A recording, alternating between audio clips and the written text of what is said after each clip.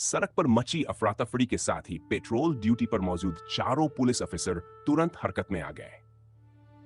वे शोर की दिशा में दौड़े और जल्द ही समझ गए कि सिमोन और उसके लोग एरिक और बाकी छात्रों को मारने की कोशिश कर रहे थे। हालात का जायजा लेते ही ऑफिसर्स को साफ दिख गया कि सामने आम नागरिकों पर हमला हो रहा है। सिमोन के आदमियों में से एक अपनी एबिलिटी से तीर चला रहा था। भीड़ में उसका निशाना साफ नहीं था और इसी चक्कर में कुछ लोग मारे भी गए। स्टॉप! एक पुलिस ऑफिसर चिल्लाया, हथियार ताने हुए आगे बढ़ते हुए। फक! उस तग के मुंह से निकला जैसे ही उसने पुलिस को आते देखा। बाकी गैंग मेंबर्स एरिक और उसके साथियों तक पहुंचने की कोशिश कर रहे थे, लेकिन भागती भीड़ की वजह से आगे बढ़ना मुश्किल हो गया। आखिरकार उन्हें पीछे मुड़कर पुलिस का सामना करना पड़ा। डैम! सिमोन ने बड़बड़ाया और तुरंत अपने लोगों को उन्हें रोकने का आदेश दिया। उनमें से एक ने हालात बिगड़ते देख बैकअप के लिए रेडियो किया और लोग जख्मी हो रहे थे, लेकिन गैंग पीछे हटने को तैयार नहीं थी। उधर एरिक और बाकी छात्र खुद को बचाने की कोशिश कर रहे थे। वे तीरों से बचते हुए भाग रहे थे, जबकि आर्चर अब भी उन्हें निशाना बना रहा था। आसपास भागते लोग किसी की परवाह किए बिना इधर उधर दौड़ रहे थे। बेनेडिक्ट अब भी ब्रिटनी को अपने कंधों पर उठाए हुए था। उसकी मोच लगी टकने की वजह से वह चल नहीं पा रही थी और इस भगदड़ में उनका साथ बने रहना मुश्किल होता जा रहा था। एरिक और रेड पैलेस के छात्रों ने रास्ता बनाने के लिए लोगों को दाएं बाएं धकेला, लेकिन माम्बस लगातार उन्हें मारने की कोशिश कर रहे थे। छात्र झुकते, मुड़ते उड़ते तीरों से बचने की पूरी कोशिश कर रहे थे। एक तीर ब्रिटनी के सिर के पास से गुजरा, उसके बालों को छूते हुए निकल गया। उसके मुंह से चीख निकल गई। डर के मारे वह बेनेडिक्ट की पीठ से गिरने ही वाली थी, लेकिन बेनेडिक्ट ने उसे कसकर पकड़ लिया। वह किसी भी हाल में उसे सुरक्षित निकालना चाहता था।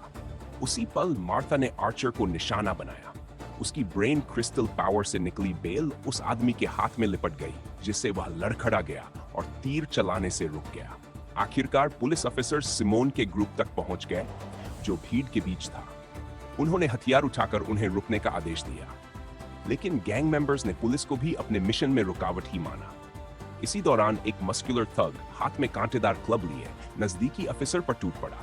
ऑफिसर ने तलवार उठाई और मुकाबला शुरू हुआ। थग ने क्लब घुमाया, ऑफिसर झुका और उसके हाथ पर वार किया। थग लड़खड़ाया, थम आया, लेकिन जल्दी संभल कर फिर से हमला कर दिया। दूर से आर्चर ने पुलिस पर तीर चलाए।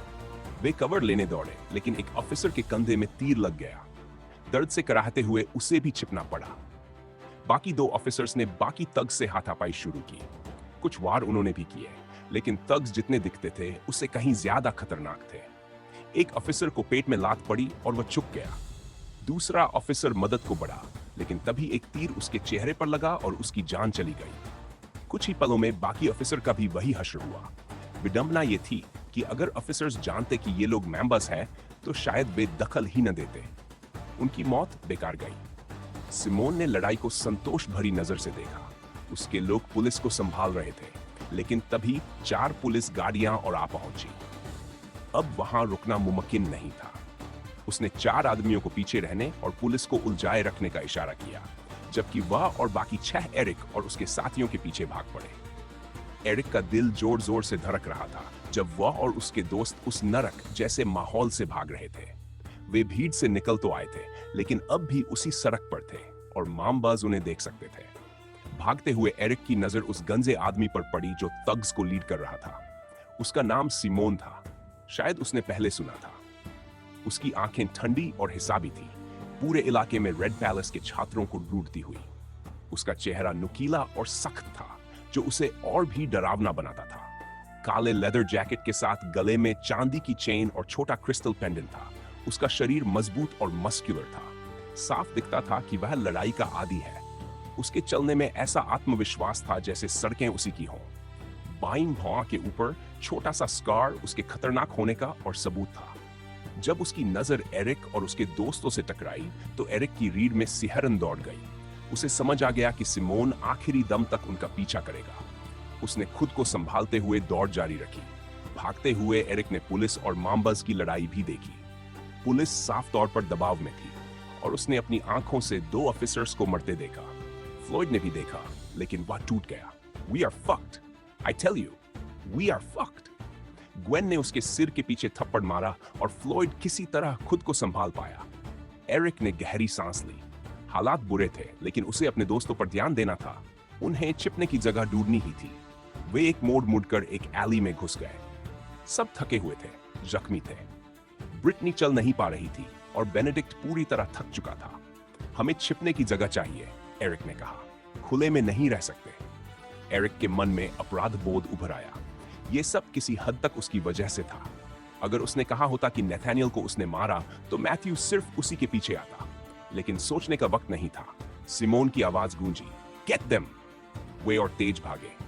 साइमोन और उसके लोग बिल्कुल पीछे थे। बेनेडिक्ट की सांस फूल रही थी। ब्रिटनी का बोझ और लगातार दौड़ सब मिलकर उसे तोड़ रहे थे। मार्था ने जमीन से कांटेदार बेलें निकाली। वे थग्स की टांगों में उलझी, उन्हें गिराती और धीमा करती हुई। एरन ने मौके का फायदा उठाकर कोरोसिव स्लाइम का तालाब बना दिया। बेलों के साथ मिलकर वह जलने लगा, जमीन को भी खा रहा था। माइकी ने फ्लैश ईटिंग बग्स का झुंड बुलाया और थग्स पर छोड़ दिया। वे चीखते हुए कुछ पल के लिए रुक गए, लेकिन बस उतना ही। थोड़ी देर में वे फिर संभल गए और पीछा जारी रखा। सिमोन आगे था। उसकी आंखों में गुस्सा और जिद साफ दिख रही थी। भीड़ और गलियों का सहारा लेकर छात्र कुछ दूरी बनाए रखने में कामयाब रहे, लेकिन उनके अटैक से पूरे इलाके में और अफरा तफरी फैल गई। मार्था बेलें बुलाती रही, एरन स्लाइम बनाता रहा और माइकी और ज्यादा बग्स छोड़ता गया। फिर भी आखिरकार थग्स एरिक और उसके दोस्तों तक पहुंच ही गए। सिमोन बिल पीछे था, चेहरा गुस्से से भरा हुआ। जमोरा क्लैन के 5 आदमी, सिल्वर बेन क्लैन के 6 और मॉन्टगोमरी क्लैन के 4 लोग रेड लोटस लाउंज के बाहर पहुंचे। जैसे ही तीनों क्लैंस पहुंचे, वे तुरंत मेन एंट्रेंस के बाहर इकट्ठा हो गए और हालात का अंदाजा लगाने लगे। जमोरा क्लैन के टीम लीडर कार्लोस ने सबसे पहले बोलना शुरू किया। वह लंबा, चौड़े कंधों वाला, घनी दाढ़ी और सख्त चेहरे वाला आदमी था। सिचुएशन क्या है? उसने आसपास देखते हुए बाकी टीम लीडर्स से पूछा। लगता है लड़ाई अब भी जारी है, मॉन्टगोमरी क्लैन के लीडर जॉन ने तेज नजर से देखते हुए कहा। किसने किया यह साफ नहीं है, लेकिन शक माम्बास पर ही है। काफी बोल्ड मूव है, सिल्वर बेन क्लैन की लीडर मरिया ने कहा। उसके छोटे ब्लॉन्ड बाल थे। क्या उन्हें कॉन्सिक्वेंसेस का डर नहीं है? मैथ्यू मेंटल ब्रेकडाउन में है, सिल्वर बेन क्लैन के एक मेंबर ने जवाब दिया। उसे अब किसी चीज की परवाह नहीं। मरिया ने लंबी सांस ली। मुझे वो पुराने दिन याद आते हैं जब गैंग्स को पता होता था कि उनका मालिक कौन है। हाँ, कार्लोस ने सिर हिलाया। आजकल बहुत ज्यादा बेकाबू हो गए हैं। मैं जानता हूं सबको गुस्सा है, जॉन ने कहा, लेकिन हमें अंदर जाना चाहिए। बाकी लीडर्स ने सहमति में सिर हिलाया। चलो, कार्लोस ने चिल्लाते हुए आगे बढ़ना शुरू किया और सब तेजी से रेड लोटस लाउंज की तरफ बढ़ गए। मैथ्यू और उसके आदमियों के खिलाफ चल रही लड़ाई के बीच रेड लोटस लाउंज पूरी तरह तबाही का मैदान बन चुका था। बचे हुए पेरेंट्स अपनी जान बचाने के लिए लड़ रहे थे, जबकि मैथ्यू और उसके लोग बिना रुके हमला कर रहे थे। एंडरसन के पिता, माइकी की मां और एडम का भाई सबसे ज्यादा खतरनाक साबित हो रहे थे। वे सबसे ज्यादा जोरदार तरीके से लड़ रहे थे। तभी माहौल बदला। जमोरा क्लैन के लोग अंदर घुसे और उनकी मौजूदगी तुरंत महसूस की गई। उनके पीछे सिल्वरबेन क्लैन के 6 और मॉन्टगोमरी क्लैन के 4 सदस्य भी पहुंच गए। माइकी की मां ने राहत की सांस ली। भगवान का शुक्र है ये लोग आ गए, उसने कार्ल से कहा, उनकी जैकेट्स पर लगे इंसिग्नियाज देखते हुए। एंडरसन के पिता ने भी सिर हिलाया। हाँ, उस आदमी ने सब कुछ प्लान किया था, बस अफसोस ये लोग देर से पहुंचे। माइकी की मां ने कार्ल के कंधे पर हाथ रखा। चिंता मत करो, एंडरसन के साथ जो किया है उसका बदला हम जरूर लेंगे। लड़के की लाश अब भी जमीन पर पड़ी थी। सारा खून बह चुका था, शरीर सफेद पड़ गया था। कार्ल ने कृतज्ञता से उसकी ओर देखा। थैंक यू, मैं इसकी कद्र करता हूं। दोनों फिर से लड़ाई की ओर मुड़े। अब उनके भीतर नई उम्मीद और दृढ़ निश्चय था। रेनफोर्समेंट्स के आते ही लड़ाई का रुख बदलने लगा। जमोरा क्लैन के लीडर और उसके लोग अपनी फायर पावर से मैथ्यू के थग्स को दबा रहे थे, जिससे आसपास और तबाही मच रही थी। सिल्वरबेन क्लैन की आइस ब्रेन क्रिस्टल पावर्स उतनी डिस्ट्रक्टिव नहीं थी, लेकिन उनकी प्रिसिशन बेहद घातक थी। हर वार सीधे निशाने पर लग रहा था। मॉन्टगोमरी क्लैन के मेंबर्स अपनी अर्थ कंट्रोलिंग एबिलिटीज से पेरेंट्स के लिए शील्ड्स बना रहे थे, जिससे वे खुलकर पलटवार कर सकें। अब पेरेंट्स की तरफ 20 से ज्यादा लोग थे, जबकि थग्स सिर्फ 11 रह गए थे, मैथ्यू समेत, क्योंकि बाकी बच्चे पकड़ने निकल चुके थे। मैथ्यू ने चारों ओर नजर दौड़ाई। उसकी आंखों में पागलपन भरी चमक थी। उसके आदमी दबाव में थे, लेकिन वह पीछे हटने वाला नहीं था। जोर से लड़ो, बेवकूफो, हमें इन्हें मारना है, सबको मार डालो, वह पागलपन से चिल्लाया। उसकी आवाज से उसके अपने लोग भी सहम गए। मैं इन घटिया लोगों को सब कुछ बर्बाद नहीं करने दूंगा। उसने गरजते हुए एक मेज उठाई और एंडरसन के पिता की तरफ फेंक दी, जो किसी तरह बच निकले। मैं इन्हें रोक नहीं पा रहा, एक तग चिल्लाया, इससे पहले कि एक आइस एरो उसे भेद दे। मैथ्यू बेकाबू हो गया। Mother fuckers! टूटते शीशे और बिखरती लकड़ी की आवाजें पूरे हॉल में गूंजने लगीं।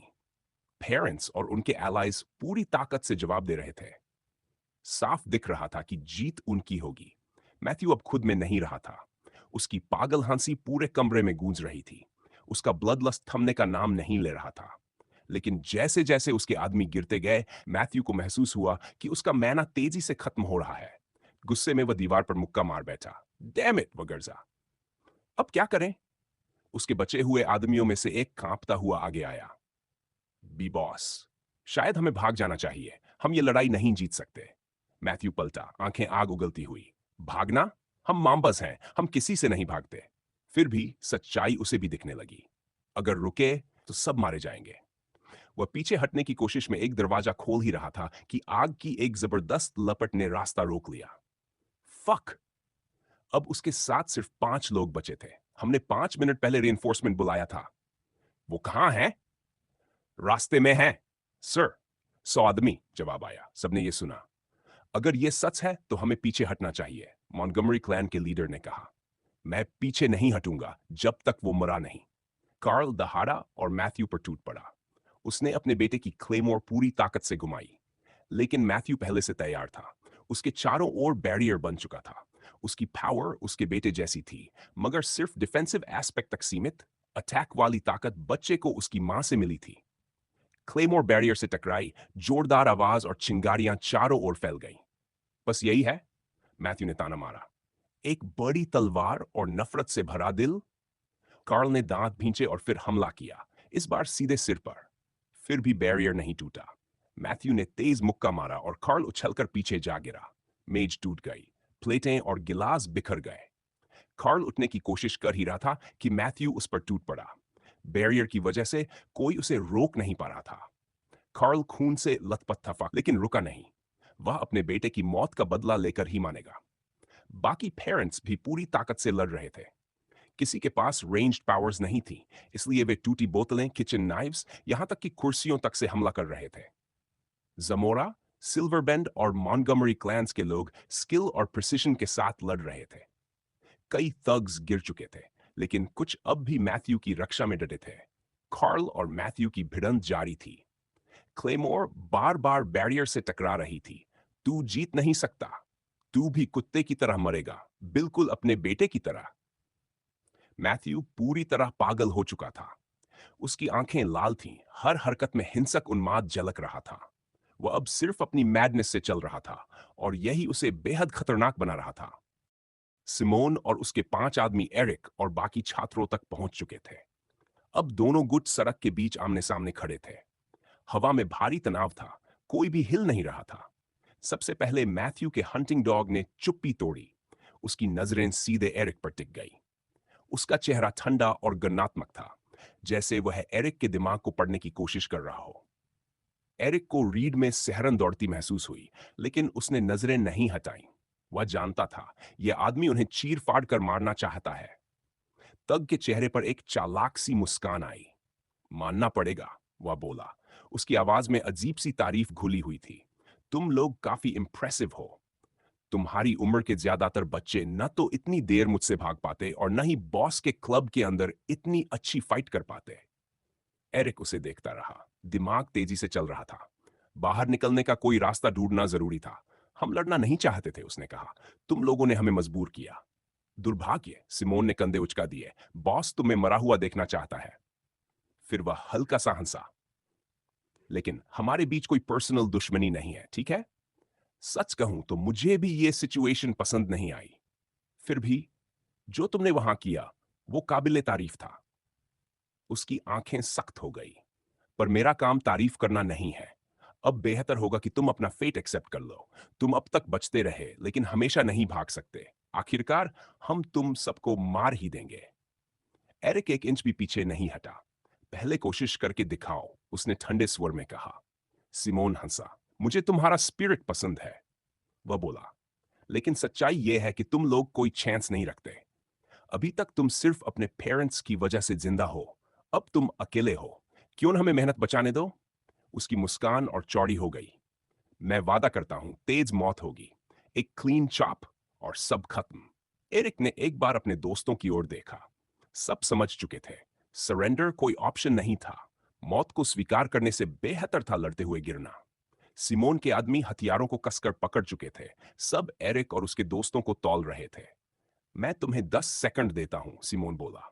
उसके बाद चीजें आसान नहीं रहेंगी। 10, 9, 8। एरिक और उसके दोस्तों ने अपने हथियार तैयार कर लिए। अगर मरना ही था तो सामने वाले को चोट पहुंचाकर ही मरेंगे। कुछ सेकंड सदियों जैसे लगे। फिर गिनती खत्म हुई। I can see your weapon, Simon ने धीमी डरावनी आवाज में कहा। फिर भी पूछता हूं, तुम्हारा जवाब? एरिक ने दांत भींचे। हमें तुमसे डर नहीं लगता। अगर लड़ाई चाहिए तो ले लो। सिमोन की आंखों में चमक आ गई। ईमानदारी से कहूं, वह बोला, अपनी डैगर को जीभ से छूते हुए, मैं यही सुनना चाहता था। अगले ही पल सब टूट पड़ा। सिमोन और उसके आदमी छपट पड़े। नियॉन लाइट्स में उनके हथियार चमक उठे। एरिक और उसके दोस्त भी बिना झिझक सामने से भिड़ गए। एक तग चीखता हुआ छपटा। उसकी एबिलिटी पहले से एक्टिवेट थी। एरिक ने हमला डॉज किया और फ्लाइसर से जोरदार वार किया। आदमी हैरानी से चिल्ला उठा। वो किसी आम बच्चे की ताकत नहीं थी। सिमोन ने उसे इशारे से पीछे हटने को कहा, और पल भर के लिए एरिक बिना ओपोनेंट के रह गया। उधर एरन कोरोसिव स्लाइम बनाकर फेंक रहा था, जिससे दुश्मनों को बचना पड़ रहा था, और पीछे जमीन पर खतरनाक पूल बन रहा था। तभी सिमोन खुद एरिक पर टूट पड़ा। उसे समझ आ गया था, इन बच्चों में यही सबसे बड़ा खतरा है। दोनों एक दूसरे के चारों ओर घूमने लगे। एरिक ने फ्लाइसा मजबूती से थामी, स्टैंस नीचा और संतुलित। सिमोन की डैगर की चालें तरल और सटीक थीं। वह अचानक झपटा। एरिक साइड में हटा, लेकिन फिर भी ब्लेड ने उसकी बाजू छू ली। हमले तेज होते गए। एरिक मुश्किल से पैरी कर पा रहा था। वह स्किल था, मगर सिमोन तेज और ज्यादा ताकतवर। एक पल में सिमोन ने दूसरी डैगर निकाली और सीधे पेट पर वार किया। एरिक ने और नहीं सोचा। उसने मेटलाइजेशन और मैना एक्सोस्केलेटन एक्टिवेट कर दिया। ब्लेड टकराई और घुस नहीं पाई। सिमोन को तुरंत एहसास हुआ, एरिक के शरीर से 4 अलग अलग माना की वेव्स निकल रही थी। क्या बकवास! एरिक ने उसी पल चार्ज किया। यह क्या था? तुम्हारा काम नहीं, एरिक ने जवाब दिया।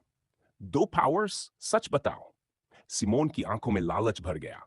उनकी लड़ाई और उग्र हो गई। एरिक की बाहें जलने लगीं, मगर सिमोन थकने का नाम नहीं ले रहा था। एरिक ने गहरी सांस ली, खुद को स्टेडी किया, और फिर से आगे बढ़ा। उधर माइकी, मार्था और एम्बर उस फ्लेक्सिबल तग से जूझ रहे थे। उसका शरीर अजीब तरीके से मुड़ता तोड़ता था, जैसे रबर हो। माइकी ने फ्लैश ईटिंग बग्स भेजे, मगर वह आसानी से बच गया। मार्था की वाइन्स को उसने पीछे झुककर डॉज कर लिया। तुम लोग अच्छे हो, वह मुस्कुराया, जैसे मजा आ रहा हो। एम्बर ने तेज स्ट्राइक से सरप्राइज करने की कोशिश की, मगर वह फिर भी बच निकला और पलटकर अजीब हरकतों के साथ किक्स और पंचेस बरसाने लगा। एम्बर गिर पड़ी। माइकी और मार्था ने उसे संभलने का मौका दिया। एम्बर ने पीछे से हमला किया, लेकिन तग ने उसकी बांह पकड़कर मरोड़ दी। वह डैगर से उसका गला काटने ही वाला था कि कोरोसिव गैस फैल गई। वह पीछे हट गया, लेकिन फिर उछलकर मार्था पर फ्लाइंग किक मारी। थॉर्नी वाइन्स कागज की तरह टूट गई। मार्था दीवार से जा टकराई। माइकी के बग्स आखिरकार तग पर चढ़ गए। वह चीखा, मगर खुद को झटक कर मुक्त कर लिया और माइकी पर डैगर्स फेंक दी। माइकी घायल होकर गिर पड़ा। तभी तग ने एम्बर पर जोरदार वार किया, सीधे पेट पर। उसकी सांस अटक गई और वह जमीन पर गिर पड़ी। एरिक और सिमोन की जबरदस्त लड़ाई जारी थी। गली में मेटल से टकराने की आवाज गूंज रही थी। एरिक की फ्लाइसा और सिमोन के डैगर्स लगातार स्ट्राइक्स और पैरीज में टकरा रहे थे। सिमोन की मूवमेंट जानलेवा ग्रेस से भरी हुई थी। उसके हर कदम में एक अजीब सी डांस जैसी फ्लूइडिटी थी। वह घूमता, मुड़ता, और उसके डैगर्स मंद रोशनी में चमकते रहते। इसके उल्ट एरिक का स्टाइल सीधा लेकिन भारी था। वह सामने वाले की ताकत और मोमेंटम को ही उसके खिलाफ इस्तेमाल कर रहा था। दोनों के बीच वार प्रतिवार चलता रहा। सिमोन को साफ बढ़त मिली हुई थी, लेकिन एरिक भी थग के हमलों से खुद को अच्छी तरह बचा रहा था। वह आदमी बार बार एरिक को हिट कर रहा था। एरिक थक चुका था, उसका मैना भी बहुत कम बचा था, लेकिन उसके पास अभी भी 2 ब्रेन क्रिस्टल पावर्स थे। सिमोन जितनी भी कोशिश करता, वह उसकी स्किन को पेनिट्रेट नहीं कर पा रहा था। यह उसे बेहद फ्रस्ट्रेट कर रहा था। मैं कसम खाता हूं, मैं तुझे पकड़ूंगा और तुझे लैब रैट बना दूंगा, सिमोन चिल्लाया। एरिक ने डिस्टेंस कम करने की कोशिश की। उसने पूरी ताकत से फ्लाइसर घुमाई, उम्मीद थी कि उसे कोई एडवांटेज मिल जाएगा। लेकिन सिमोन की स्पीड और एजिलिटी ने उसे पीछे हटने का मौका दे दिया और वह डेडली ब्लेड से बच गया। थग ने तुरंत पलटवार किया, तेज स्लैशेस की एक सीरीज के साथ, लेकिन एरिक ने अपनी फ्लाइसा से उन्हें डिफ्लेक्ट कर लिया। मैं तेरा वो सीक्रेट निकाल ही लूंगा। तू मुझसे भीख मांगेगा कि मैं तुझे मार दूं और तेरी टॉर्चर खत्म कर दूं, थग ने कहा, और फिर अविश्वसनीय स्पीड के साथ एरिक की तरफ छपटा, दोनों डैगर से लगातार स्लैशिंग करता हुआ। शिट! उस हालात में लड़ना एरिक के लिए आसान नहीं था। वह घंटों से अकेले, खुद से कहीं ज्यादा ताकतवर दुश्मनों से लड़ता आ रहा था। उसके शरीर की रफ्तार अब कम होने लगी थी, घावों की वजह से भी। दूसरी तरफ सिमोन और ज्यादा डेंजरस होता जा रहा था। उसके हमले तेज और ज्यादा प्रिसाइज होते जा रहे थे। अवेकनर जानता था कि अगर यही चलता रहा तो वह हार जाएगा। उसके स्टैमिना और मैना पूरी तरह खत्म होने से पहले कोई मिरेकल होना जरूरी था। एरिक ने आसमान से मिरेकल का इंतजार करने के बजाय खुद ही उसे पैदा करने का फैसला किया। वह आगे लपका और सिमोन की छाती पर एक जोरदार वार किया। थग ने साइड में डॉज किया, लेकिन एरिक ने तुरंत एक तेज किक मारी, जिसने सिमोन को ऑफ गार्ड पकड़ लिया। आदमी पीछे की तरफ लड़खड़ाया, उसका बैलेंस बिगड़ गया। एरिक ने मौका नहीं छोड़ा। उसने पूरी ताकत से फ्लाइसर घुमाई, सिमोन के सिर पर वार करने के लिए। लेकिन थग इतनी आसानी से बचने वाला नहीं था। एक अमानवीय हरकत में उसने पीछे की तरफ झुककर वार से खुद को बचा लिया। उस जोरदार हमले की वजह से एरिक का बैलेंस बिगड़ गया और सिमोन ने अपना मौका देख लिया। वह आगे चपटा, डैगर घातक वार के लिए तैयार। एरिक ने पहले कुछ वार रोक लिए, लेकिन फिर एक डैगर उसके बाजू को छूता हुआ निकल गया। उसे तेज दर्द हुआ। आखिरकार तेरी वो अजीब पावर खत्म होने वाली है। जिस पल तू चीखेगा, मैं उसे पूरी तरह एंजॉय करूंगा, उसने कहा और डैगर से खून चाट लिया। उसी दौरान ग्वेन और बेनेडिक्ट एक ऐसे थग से लड़ रहे थे जिसके पास एक मजबूत ब्रेन क्रिस्टल पावर थी, सुपर एक्सेलरेशन। उसकी स्पीड पागलपन वाली नहीं थी, असली दिक्कत एक्सेलरेशन थी। वह 1 सेकंड से भी कम समय में 0 से मैक्सिमम तक पहुंच जाता और दोनों छात्रों के चारों तरफ बिजली की तरह घूमता, लगातार रैपिड फायर अटैक्स करता। ग्वेन के पास आर्मर था, इसलिए वह काफी हद तक सेफ थी। लेकिन बेनेडिक्ट सिर्फ पैरी कर पा रहा था, जो कई वजहों से बेहद मुश्किल था। उनकी पूरी कोशिशों के बावजूद दोनों डिफेंसिव ही बने हुए थे। हर बार जब उन्हें लगता कि अब वार करने का मौका मिलेगा, वह आदमी आसानी से डॉज कर लेता और काउंटर अटैक में उन्हें और ज्यादा परेशानी में डाल देता। बेनेडिक्ट ने अपने स्लो और हेवी स्टाइल के साथ लापरवाही से चार्ज किया। उसने मैना हैल्बर्ट से जोरदार स्विंग्स मारे, लेकिन उसकी कम स्पीड इस लड़ाई में उसकी सबसे बड़ी कमजोरी बन गई। थग हर बार बच निकलता, और अगर ग्वेन होती तो बेनेडिक्ट अब तक मर चुका होता। दूसरी तरफ ग्वेन ने अपनी स्पीड और एजिलिटी पर भरोसा किया। वह उसके चारों तरफ घूमती रही, उसके हमलों से बचती रही और टेक्निकल ब्लोज से जवाब देती रही। ग्वेन और बेनेडिक्ट ने एक साथ चार्ज किया। बेनेडिक्ट ने पूरी ताकत से हैल्बर्ट घुमाई, लेकिन थग फिर से पीछे हट गया। ग्वेन उसके पीछे लगी रही और आर्मर के गॉन्टलेट से उसके सिर पर कई पंचेस मारने की कोशिश की, लेकिन नतीजा वही रहा। थग मानो उनके साथ खेल रहा था। उसकी मूवमेंट्स इतनी तेज थी कि दोनों उसे फॉलो ही नहीं कर पा रहे थे। उसके हमले हर दिशा से आते, एक ब्लर की तरह। ग्वेन और बेनेडिक्ट मुश्किल से खुद को बचा पा रहे थे। दोनों को कई घाव लग चुके थे। हर पल के साथ यह साफ होता जा रहा था कि उनका ओपोनेंट उनके लिए बहुत ज्यादा तेज था।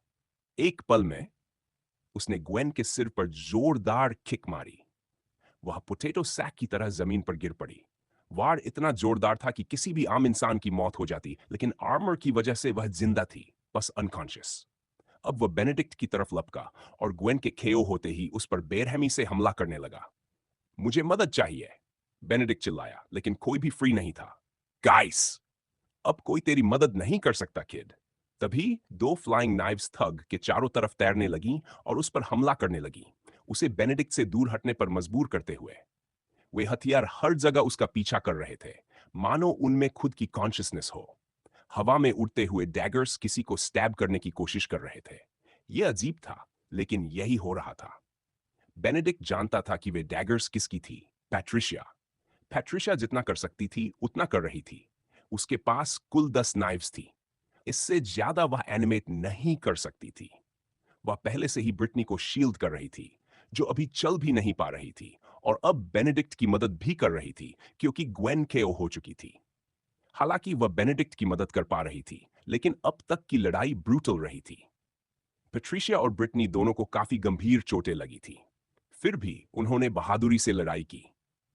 उनकी पावर्स एक दूसरे के साथ ऐसे तालमेल में काम कर रही थी जिसकी किसी ने उम्मीद नहीं की थी। ब्रिटनी जमीन पर पड़ी हुई थी, हिल नहीं पा रही थी, लेकिन वह अपनी पावर से तग को पेट्रिशिया पर फेटल ब्लोज देने से रोक पा रही थी। पेट्रिशिया अपने डैगर्स के साथ उसे कई फ्रंट्स पर लड़ने पर मजबूर कर रही थी, और ब्रिटनी की सोनिक स्क्रीम उसे और भी परेशान कर रही थी। हवा में तनाव भरा हुआ था। पेट्रिशिया के एनिमेट किए हुए 8 नाइव्स उसके चारों तरफ घूम रहे थे, हमला करने के मौके का इंतजार करते हुए, जबकि ब्रिटनी गहरी सांस लेकर एक और पावरफुल सोनिक स्क्रीम की तैयारी कर रही थी। थग शांति से खड़ा था, उसकी आंखें दोनों लड़कियों के बीच घूम रही थी। पहला वार पेट्रिशिया ने किया। उसने नाइव्स को डेडली एक्यूरेसी के साथ थग की तरफ भेजा, लेकिन वह तेज था, ब्लेड्स के बीच से आसानी से निकल गया। उसने पलटवार में पेट्रिशिया के पेट की तरफ स्टैब किया, लेकिन उसने एक एनिमेट वेपन से वार डिफ्लेक्ट कर दिया। मौका देखते ही ब्रिटनी ने एक तेज चीख छोड़ी। सोनिक स्क्रीम सीधे उस आदमी पर लगी, उसे कुछ पलों के लिए स्टन कर दिया।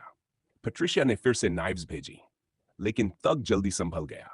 उसने अपनी ब्रेन क्रिस्टल पावर का इस्तेमाल करते हुए अपने हथियार को कैटलिस्ट बनाकर एनर्जी ब्लास्ट छोड़ा, जिसने उड़ती हुई नाइव्स को रोक दिया, और वह पेट्रिशिया की तरफ बंद हुआ। उसी समय पीछे से डैगर्स ने अपने आप ट्रेजेक्टरी बदली और उसकी पीठ की तरफ मुड़ गई।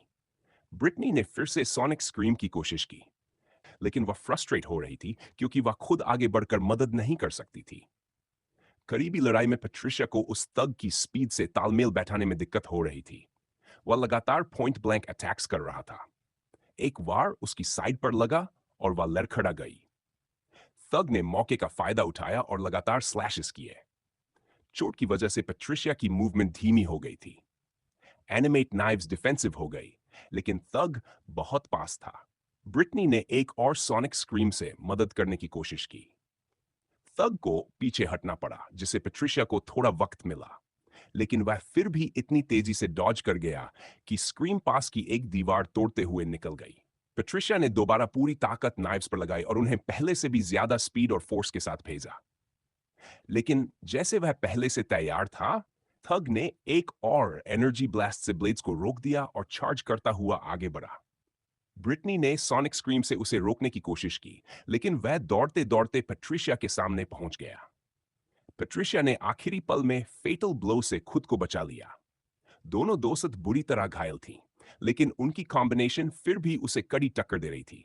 भले ही ब्रिटनी ज्यादा हिल नहीं पा रही थी, फिर भी जैसे जैसे लड़ाई बढ़ी, साफ होता गया कि वह आदमी उनके लिए अकेले बहुत ज्यादा ताकतवर था। उन्हें मदद चाहिए थी, और तुरंत चाहिए थी, लेकिन कोई भी मदद करने की हालत में नहीं था। बेनेडिक्ट अब भी अपने ओपोनेंट से जूझ रहा था। ग्वेन अनकॉन्शियस थी, एरिक घावों से भरा बॉल्ड मैन से लड़ रहा था, और बाकी लोग उससे भी बुरी हालत में थे। उसी समय जब बाकी सब अपनी अपनी लड़ाइयों में उलझे थे, जेकब ने अपनी मुट्ठियां कस लीं, आने वाले हमले के लिए खुद को तैयार करते हुए।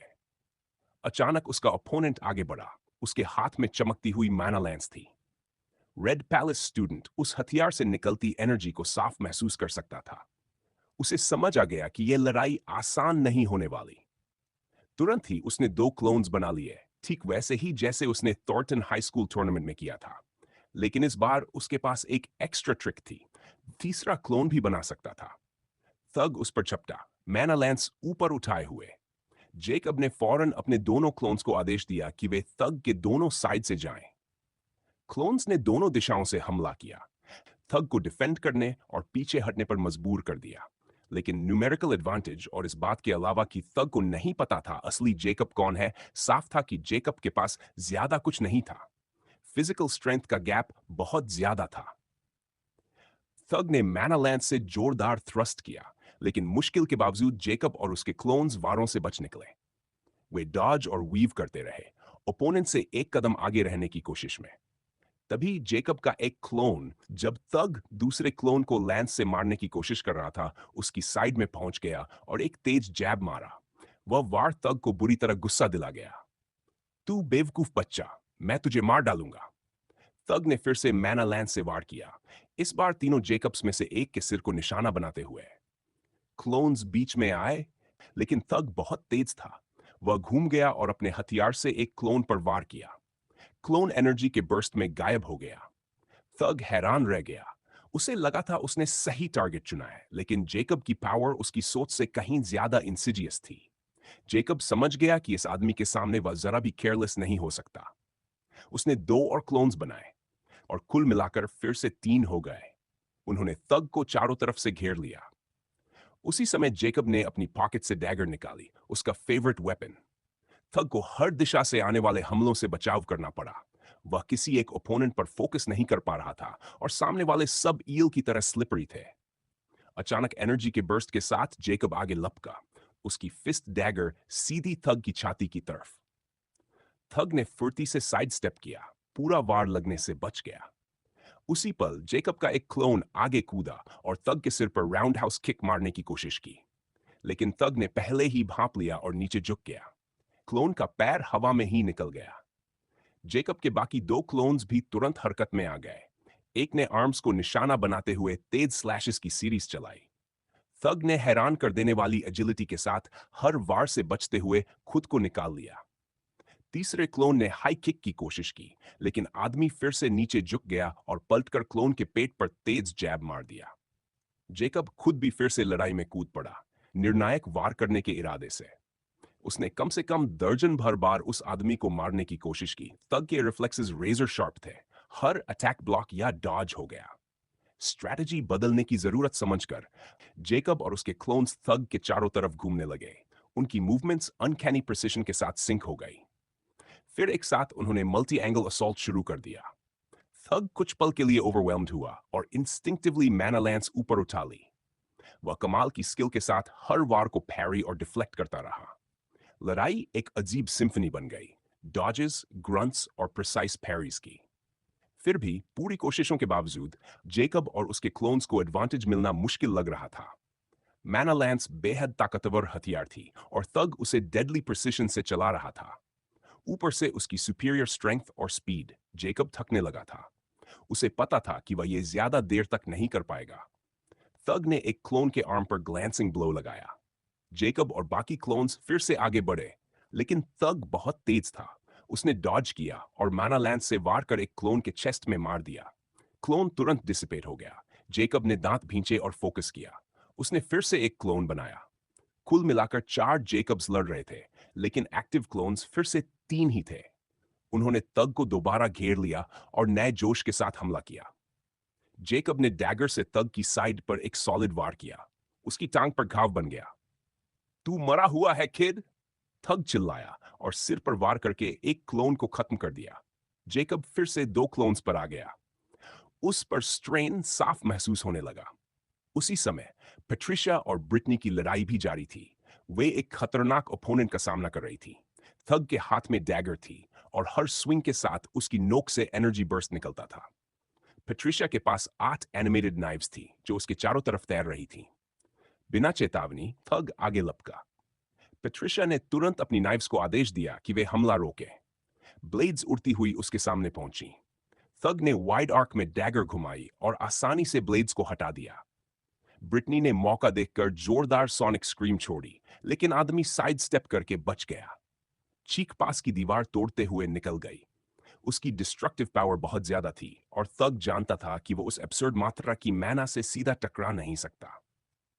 डैम, ये तो सिर्फ बच्चे हैं, उसने सोचा, लेकिन वे ट्रेन सोल्जर्स की तरह लड़ रहे थे।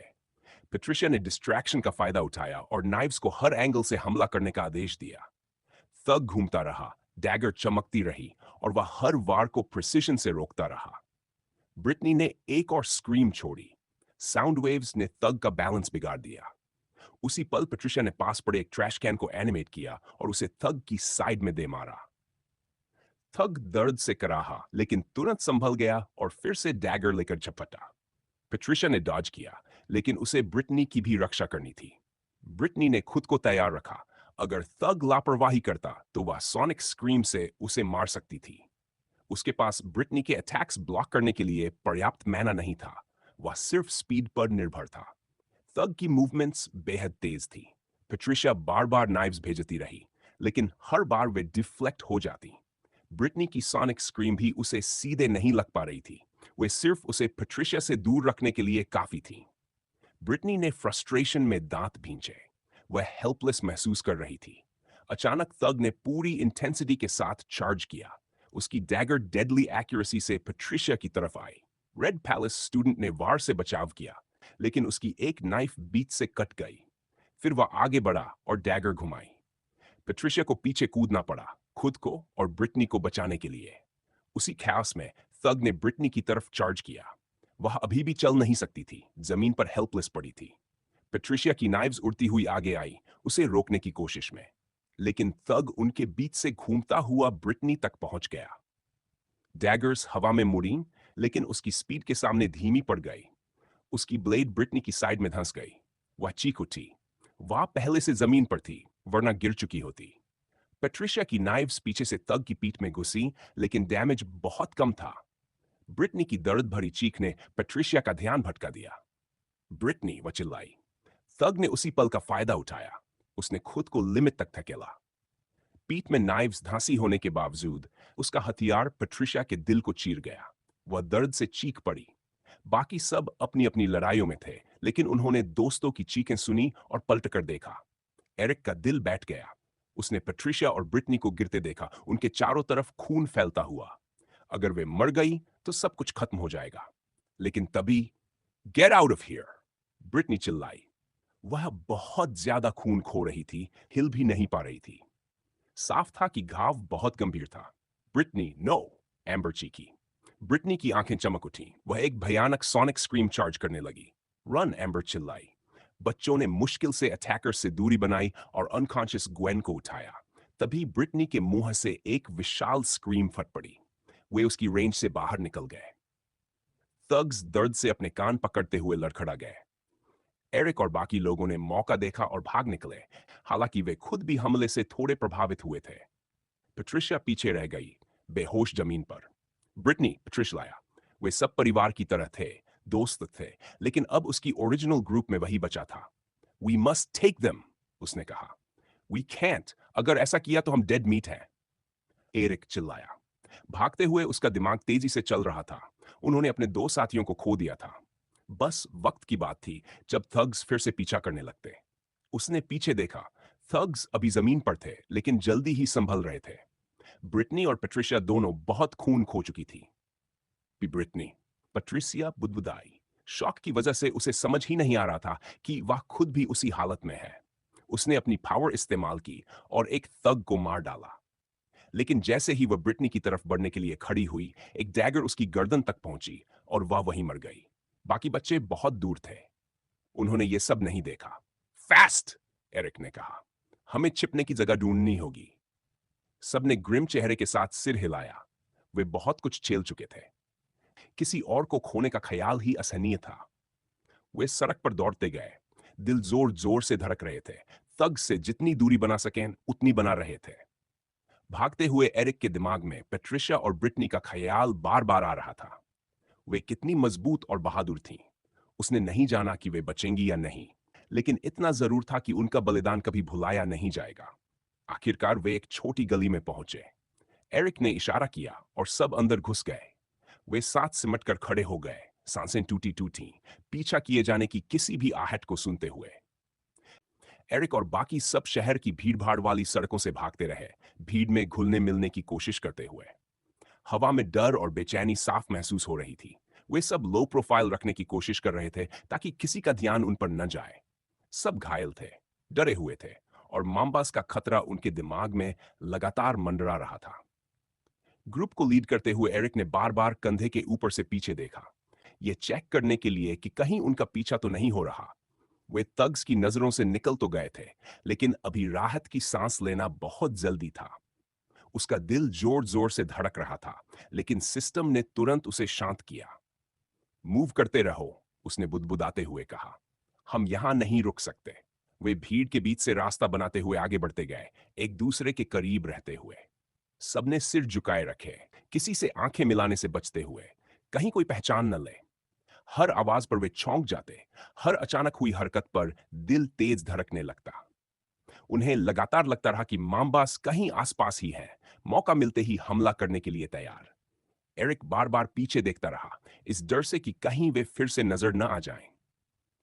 एंडरसन का प्रपोजल एक्सेप्ट करते वक्त उसे पता था कि मिशन मुश्किल होगा, लेकिन सब कुछ इतनी बुरी तरह बिगड़ जाएगा, यह उसने नहीं सोचा था। एक मोड़ पर वे लगभग लोगों के एक ग्रुप से टकरा गए। अचानक झटके से सब लड़खड़ा गए और पैनिक की लहर दौड़ गई। वे खुले में थे, एक्सपोज्ड और वल्नरेबल। किसी तरह खुद को संभाल कर वे आगे बढ़ गए, मन ही मन दुआ करते हुए कि किसी ने उन्हें नोटिस न किया हो। हे, यू फकर्स, कहां जा रहे हो? पीछे से एक लड़की की आवाज आई। रेड पैलेस के स्टूडेंट्स ने अपनी चाल और तेज कर दी। वे भीड़ से बचते हुए आगे बढ़ते रहे, आखिरी बैटल साइट से जितना हो सके दूर जाने की कोशिश में। फ्लॉयड और एरन लंगड़ा रहे थे, माइकी अपनी साइड पकड़े हुए था। स्टेला और मार्था एक दूसरे का सहारा लिए चल रही थी। एन्या मुश्किल से खड़ी हो पा रही थी। ग्वेन बेहोश थी। बेनेडिक्ट और एम्बर ही ऐसे लग रहे थे जो अभी ठीक ठाक संभले हुए थे। एम्बर, क्या हम तुम्हारे घर जा सकते हैं? एरन ने पूछा। यहां से बहुत दूर है, एम्बर ने जवाब दिया। क्या यहां आसपास कोई ऐसा है जिसे तुम जानती हो? माइकी ने पूछा। सबने नकार में सिर हिला दिया। जिंदा रहने का एक ही तरीका था, छिपना। लेकिन वे सड़कों पर अब और नहीं रह सकते थे। कुछ ही देर में वे एक शांत सड़क पर पहुंच गए, जहां लोग बहुत कम थे। ये उनकी किस्मत का अंत भी था। भीड़ उन्हें छुपाने में मदद कर रही थी, लेकिन अब वे ईस्ट की तरफ बढ़ रहे थे, जहां ज्यादा प्राइवेट इलाके थे। क्या हम किसी पास के इंसान से मदद नहीं मांग सकते? जेकब ने कहा। मुझे लगता है वे मदद कर देंगे। और अगर उन्होंने हमें बेच दिया तो? एरिक ने कहा। नहीं, हम किसी पर भरोसा नहीं कर सकते। वह जल्दी जल्दी सोचने लगा कि कोई छुपने की जगह याद आए, और तभी उसे एक जगह याद आ गई। यहां से लगभग 2 किलोमीटर दूर अबैंडन्ड बिल्डिंग्स का एक इलाका है। हम वहां छुप सकते हैं। फॉलो मी, एरिक ने कहा। सबने उसकी बात मानी। जैसे जैसे वे आगे बढ़े, सड़कें और ज्यादा खाली होती गई। कम से कम एक अच्छी बात यह थी कि ब्रिटनी के अटैक ने तग्स को फिलहाल रोक दिया था, और अब वे उनसे काफी दूर थे। चलते चलते वे एक ऐसे ब्लॉक में पहुंचे जहां वे पहले कभी नहीं आए थे, लेकिन एरिक और एरन जानते थे कि यह जगह क्या है। यही वह इलाका था जहां पिछली बार टाइड्स ने हमला किया था, मौत की जगह, जहां कई लोग मारे गए थे और जहां एरन के पिता ने अपनी जान खो दी थी। एरन ने इसे पिछली बार टैक्सी में देखा था। छुपने के लिए यह परफेक्ट जगह थी। कई अबैंडन बिल्डिंग्स आधे टूटे हुए थे। अगर सही जगह चुनी जाए तो वे सुरक्षित रह सकते थे। जिस सुनसान सड़क पर वे आए थे, वह पीछे छोड़ी गई बसलिंग सड़कों से बिल्कुल उल्ट थी।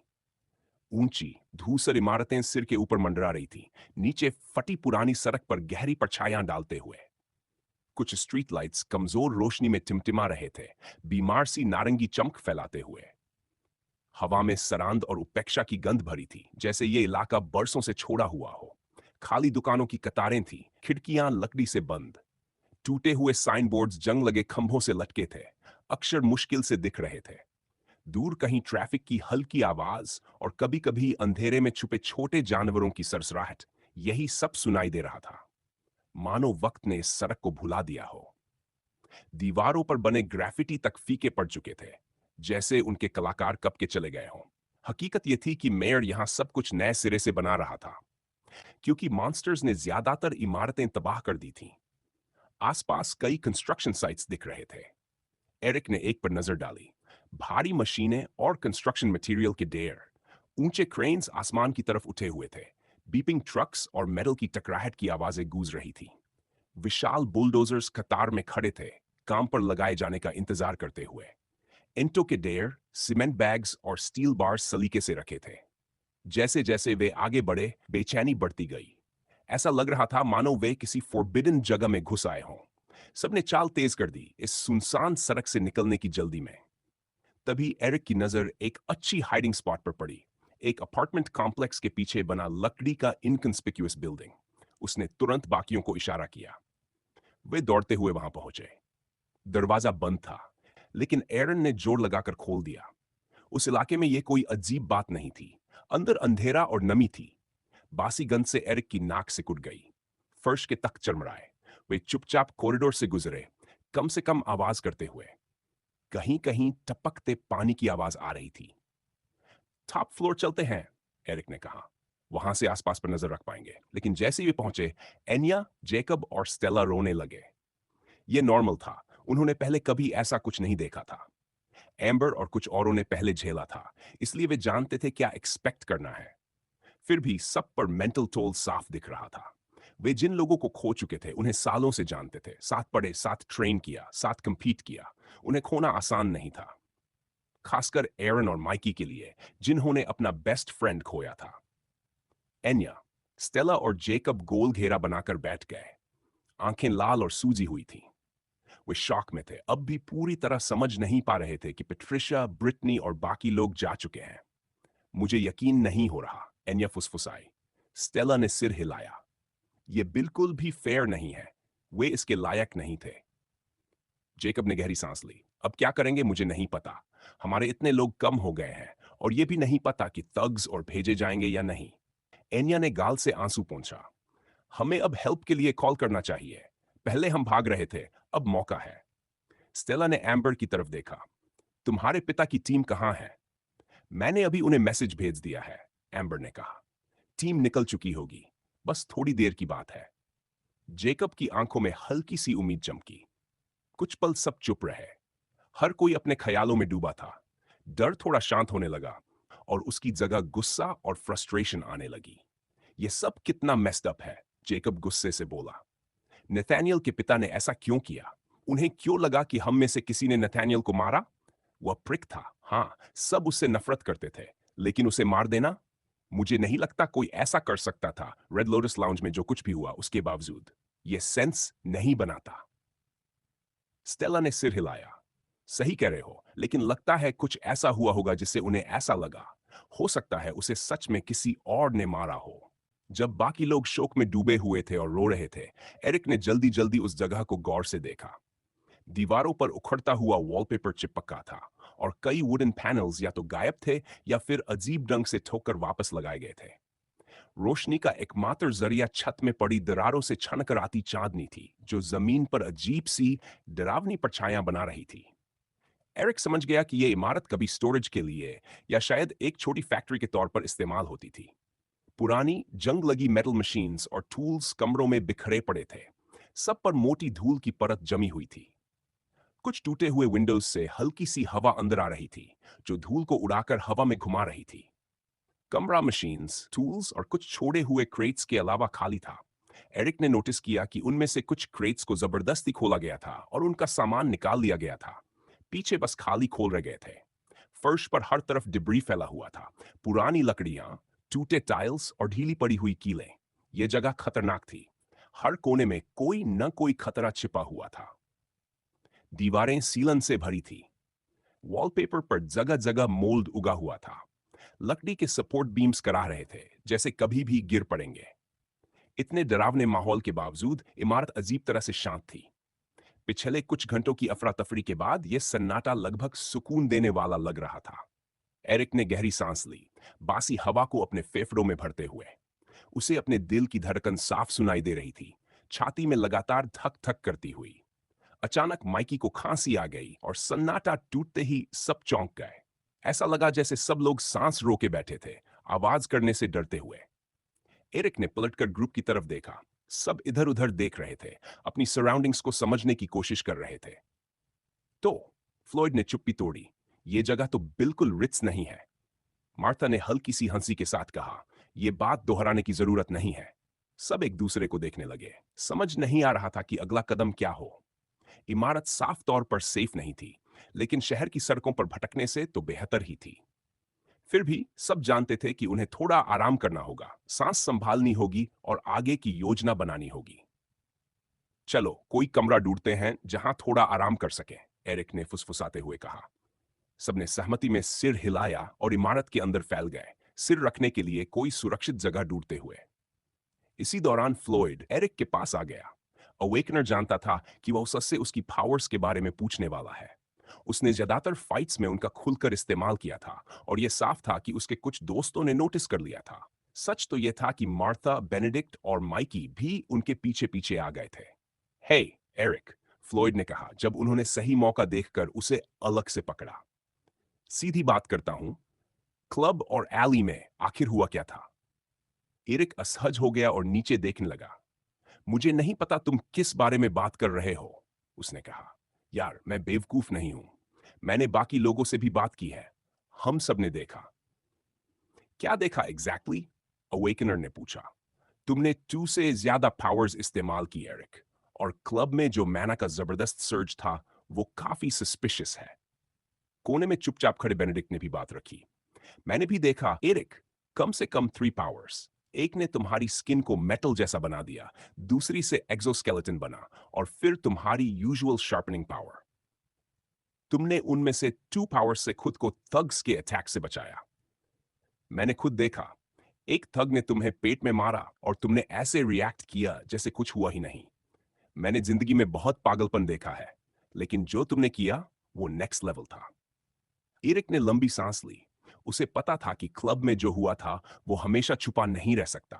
वह बस यही उम्मीद कर रहा था कि उन्होंने नथानियल की पावर को नोटिस ना किया हो, वरना वे उसे उसकी मौत, मैथ्यू के अटैक और किडनैपिंग से जोड़ देंगे। उसने सिर हिलाया। क्या? वह बोला। तुम पागल हो? इसका मतलब तो यह होगा कि मेरे पास 4 पावर्स हैं। ऐसा इम्पॉसिबल है।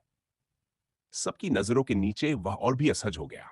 उसे पता था कि उसने हद पार की थी, लेकिन वह अपने दोस्तों और अपनी जान बचाने के लिए मजबूर था। हमने देखा है। झूठ मत बोलो, फ्लोइड आगे बढ़ते हुए बोला। क्या हम तुम्हारे लिए इतने भी इंपॉर्टेंट नहीं हैं?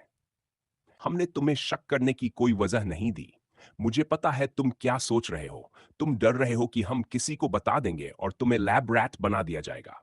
ऐसा नहीं होगा। हम दोस्त हैं, है ना? एरिक ने उसकी तरफ देखा। उसकी आंखें गंभीर थीं। अब इनकार करने का कोई मतलब नहीं था। उसने आ भरी। ठीक है, सबसे पहले जो मैं कहने वाला हूं वो किसी को मत बताना, उसने सख्ती से कहा। फिर बोला, हाँ, सच है, मेरे पास 2 से ज्यादा पावर्स हैं। कोने में बैठी मार्था ने धीरे से पूछा, क्या ये सच में रियल है? इसका मतलब तो ये हुआ कि तुम अवेकनर्स के बीच भी स्पेशल हो। एरिक का चेहरा नरम पड़ गया। हाँ, इसी वजह से मैं किसी को नहीं बताना चाहता था, उसने कहा। तुम्हें अंदाजा है, अगर लोगों को पता चल गया तो मेरे साथ क्या होगा? ऊपर से एक थग ने मुझे यूज करते हुए देख लिया है।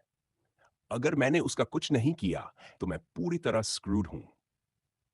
कमरे में सन्नाटा छा गया। सब अपने अपने ख्यालों में खो गए। वे जानते थे कि उनकी पावर्स उन्हें अलग बनाती हैं, लेकिन एरिक को 4 पावर्स के साथ देखना यह बिल्कुल अलग लेवल था। उन्हें थोड़ा डर भी लग रहा था कि वह क्या क्या कर सकता है। बातचीत के दौरान फ्लोइड और माइकी के चेहरे पर चिंता साफ दिख रही थी। उन्होंने भौहें सिकोड़ ली और एरिक की कहानी सुनते हुए एक दूसरे की तरफ देखा। स्थिति की गंभीरता सब पर भारी पड़ रही थी। 50 पीपल से भिड़ना एक बात थी, पूरे नेशन का तुम्हारे पीछे पड़ जाना वो बिल्कुल दूसरी बात थी। एरिक को बेहद सावधान रहना होगा। आखिरकार फ्लोइड ने कहा, हम साथ रहेंगे, हम इसका हल निकालेंगे। कोई भी सुरक्षित रहेगा और कोई भी सच्चाई तक नहीं पहुंचेगा। बाकी सबने भी सिर हिलाया। एरिक को थोड़ी राहत महसूस हुई, लेकिन वह जानता था अब जब उसका सीक्रेट बाहर आ चुका था, वह न्यू अलेक्जेंड्रिया में ज्यादा दिन नहीं टिक पाएगा। तुम्हें अपनी पावर्स का पता कब चला? फ्लोइड ने पूछा। स्कूल में। मैंने सिर्फ शार्पनिंग वाली रिवील की क्योंकि फाइट में वही सबसे यूजफुल थी। बाकी ज्यादातर डिफेंसिव और यूटिलिटी साइड की है, एरिक ने जवाब दिया। काफी कूल है यार। समझ नहीं आता तुम्हारे पास इतनी सारी पावर्स क्यों है, बेनेडिक्ट बोला। काश मुझे भी पता होता, एरिक ने कहा, झूठ बोलते हुए। अब क्या करोगे जब तक को तुम्हारा सीक्रेट पता चल गया है? मुझे लगता है तुम जानते हो मैं क्या करने वाला हूं, एरिक ने कहा। उसके शब्द हवा में भारी होकर लटक गए। फ्लोइड और माइकी को उसकी स्थिति की गहराई समझने में वक्त लग रहा था। क्या? बेनेडिक्ट ने पूछा। क्या तुम श्योर हो? एम्बर पूरी तरह टूट जाएगी। मेरे पास कोई चॉइस नहीं है। अगर मुझे बूढ़ा होना है तो मुझे। एरिक की आवाज धीमी पड़ गई। फ्लॉयड, माइकी और मार्था समझ गए कि वह क्या कहना चाहता है, लेकिन बेनेडिक्ट अब भी अंधेरे में था। बेकर को क्यों नहीं बताते? मुझे यकीन है वो तुम्हारी रक्षा के लिए कुछ भी करेगा, फ्लॉयड ने कहा। या फिर वह मुझे लैब रैट या हंटिंग डॉग बना देगा। नहीं, मैं ऐसा रिस्क नहीं ले सकता। वैसे भी वह आदमी मुझे क्रीप लगता है, बोला। फ्लॉयड की आंखें फैल गई। माइकी का चेहरा और भी चिंतित हो गया। मार्था चुपचाप एरिक को देखती रही। क्या सच में कोई और रास्ता नहीं है? माइकी ने उदासी भरी आवाज में पूछा। मैं एक और दोस्त नहीं खोना चाहता। काश होता, एरिक ने भारी सांस के साथ कहा, लेकिन यही एक ऑप्शन है। बेनेडिक्ट आगे झुका। ओल्ड होने की बात क्या है? असल में चल क्या रहा है? उसने पूछा। एरिक ने माथा रगड़ा। कुछ नहीं बेन, क्या हम इस टॉपिक को यहीं छोड़ सकते हैं? फ्लॉयड ने सिर हिलाया। हाँ, सॉरी, हमें नेक्स्ट मूव पर ध्यान देना चाहिए। हाँ, फिलहाल वही सबसे जरूरी है, एरिक ने कहा। वे चरमराते वुडन फ्लोरबोर्ड्स पर चलते हुए उस कमरे की तरफ बढ़े जहां बाकी लोग इंतजार कर रहे थे। तभी अचानक एम्बर सामने आ गई। चेहरे पर चिंता साफ छलक रही थी। तुम सब ठीक हो? उसने पूछा। उसकी नजरें सब पर घूमी, लेकिन साफ था कि उसकी सबसे ज्यादा चिंता एरिक को लेकर थी। फ्लॉयड ने जबरदस्ती मुस्कान दी। हाँ, ठीक है, बस थोड़ा थक गए हैं। एम्बर को यकीन नहीं हुआ, लेकिन उसने जोर नहीं दिया। ठीक है, एन्या, जेकब और स्टेला पूछ रहे थे। अब आगे क्या प्लान है? एरिक को अचानक बहुत थकान महसूस हुई। उसे जल्दी कोई हल निकालना था। ऊपर से वह जानता था कि एन्या और स्टेला पेट्रिशिया और ब्रिटनी के काफी करीब थीं। उनका लॉस उन्हें अंदर तक तोड़ चुका होगा। वे सब उस कमरे की तरफ बढ़े जहां एन्या, स्टेला और जेकब बैठे थे। जैसे ही वे अंदर पहुंचे, एन्या ने सीधे मुद्दे पर बात की। तो अब हम क्या करने वाले हैं? उसने फुसफुसाते हुए पूछा। उसकी आवाज कांप रही थी, लेकिन उसकी नजरें एरिक की आंखों में जमी हुई थी, जैसे वही उनका लीडर हो। फ्लॉयड ने भी उसकी तरफ देखा, मानो जवाब का इंतजार कर रहा हो। स्टेला और जेकब ने भी यही किया। उनके चेहरों पर अब भी गहरी उदासी छाई हुई थी। एरिक ने भौहें सिकोड़ ली और निचला होंठ दांतों से दबा लिया। गहरी सोच में डूबा हुआ, वह अपनी मौजूदा समस्या का कोई हल ढूंढने के लिए दिमाग खंगाल रहा था। उसे पता था कि अगर उन्हें खुद को और अपने अपनों को सुरक्षित रखना है, तो उन्हें तेजी से एक्शन लेना होगा। हर गुजरते पल के साथ उसकी बेचैनी बढ़ती जा रही थी, लेकिन उसने उसे खुद पर हावी नहीं होने दिया। उसे कुछ सोचना ही था, और जल्दी। समस्या यह थी कि उनके पास ज्यादा ऑप्शंस थे ही नहीं। पेरेंट्स के बिना वे तग्स के सामने जीत नहीं सकते थे। क्लब के बाहर वे सिर्फ नंबर्स के एडवांटेज और सरप्राइज इफेक्ट की वजह से जीत पाए थे, क्योंकि उसने पहले गार्ड को मार दिया था, उससे पहले कि वह कुछ कर पाता। उसके बाद ज्यादातर लड़ाई 3 बनाम 1 रही थी। लेकिन अब हालात अलग थे। इस बार उनके पीछा करने वाले 6 थे, और साफ लग रहा था कि वे इसी तरह के काम में स्पेशलाइज थे। एरिक सही था। सिमोन मैथ्यू के स्पेशल ग्रुप का हिस्सा था और 5 ट्रेन्ड असैसिन्स की एक टीम को लीड कर रहा था। वे कवर्ड ऑपरेशंस के एक्सपर्ट थे और ऐसे मिशंस करते थे जिनमें हाई प्रिसिजन और डिस्क्रेशन चाहिए होती थी। सिमोन उनका लीडर था और सबसे स्किल्ड भी। वह अपनी रूथलेसनेस और किसी भी कीमत पर काम पूरा करने की क्षमता के लिए जाना जाता था। टीम के बाकी 5 लोग मैथ्यू द्वारा खुद चुने गए थे। सिमोन की टीम का हिस्सा बनने से पहले वे सभी ब्रूटल ट्रेनिंग से गुजरे थे। हर एक के पास एक स्पेसिफिक स्किल सेट था जो उन्हें ग्रुप के लिए कीमती एसेट बनाता था। उनके मिशंस अलग अलग तरह के होते थे। हाई वैल्यू टारगेट्स को एलिमिनेट करना, राइवल फैक्शंस को सैबोटाज करना और इंटेलिजेंस गैदर करना। अंडरवर्ल्ड में वे अपनी एफिशिएंसी और बिना कोई ट्रेस छोड़े कॉम्प्लेक्स ऑपरेशंस को अंजाम देने की काबिलियत के लिए मशहूर थे। हालांकि एरिक अंडरवर्ल्ड का हिस्सा नहीं था, इसलिए वह यह सब नहीं जानता था। लेकिन उसे पूरा यकीन था कि ये लोग उन थग से कहीं ज्यादा ताकतवर थे जिनसे वे अब तक भिड़े थे। एरिक ने गहरी सांस ली। मुझे लगता है सबसे अच्छा यही होगा कि हम यहीं छिपे, आराम करें, मैना रिकवर करें और केडन की टीम का इंतजार करें, उसने सन्नाटा तोड़ते हुए कहा। क्या तुम्हें यकीन है? मार्था ने धीमी आवाज में पूछा। हाँ, एरिक बोला। हमारे पास वैसे भी ज्यादा चॉइस नहीं है। अगर उन्होंने हमें ढूंढ लिया तो? ग्वेन ने पूछा। तो या तो हम भागेंगे या लड़ेंगे, अवेकनर ने जवाब दिया। उस पल उनके बीच एक शांत लेकिन पक्के इरादे का एहसास गुजरा। उन्हें नहीं पता था कि आगे कैसे बढ़ना है, लेकिन इतना तय था कि उन्हें रुकना नहीं है। फिर उसने पूछा, एम्बर, तुम्हारे फादर की तरफ से कोई खबर? मैंने 5 मिनट पहले कॉल किया था, एम्बर ने जवाब दिया। उन्होंने कहा कि उनके लोग रास्ते में हैं और उन्होंने क्लैन से भी कांटेक्ट किया है। वे होस्टेजेस को बचाने के लिए क्लब पहुंचे हैं। अच्छा है, फ्लोइड बोला। कम से कम एक अच्छी खबर तो है। और तुम्हारे फादर की ग्रुप का क्या? माइकी ने पूछा। मैंने उन्हें यहीं आने को कहा है, एम्बर ने कहा। ज्यादा से ज्यादा 10 मिनट लगेंगे। लेकिन जेकब, स्टेला और एनिया को अब भी यकीन नहीं हो रहा था। वे आपस में धीरे धीरे बात करने लगे ताकि कोई और न सुने। तुम्हें लगता है सच में उसके फादर की ग्रुप आएगी? जेकब ने अनिश्चित आवाज में पूछा। पता नहीं, स्टेला ने झुंझलाहट के साथ कहा। उन्होंने मदद का वादा किया था, लेकिन 1 घंटा हो गया है। अब तक कोई निशान नहीं है।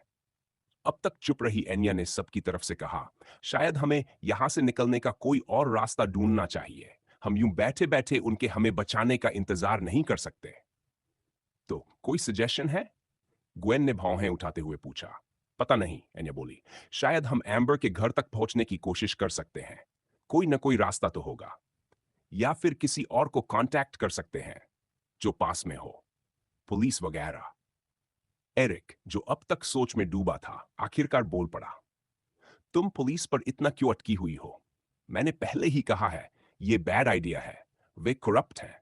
हमें नहीं पता कि अभी किस पर भरोसा किया जा सकता है। फ्लोइड ने सहमति में सिर हिलाया। वह सही कह रहा है। हम गलत लोगों के हाथ लगने का रिस्क नहीं ले सकते। स्टेला का चेहरा गुस्से से लाल हो गया। उसकी आंखें सिकुड़ गई और उसने फ्लोइड की तरफ कदम बढ़ाया, मुट्ठियां भींचे हुए।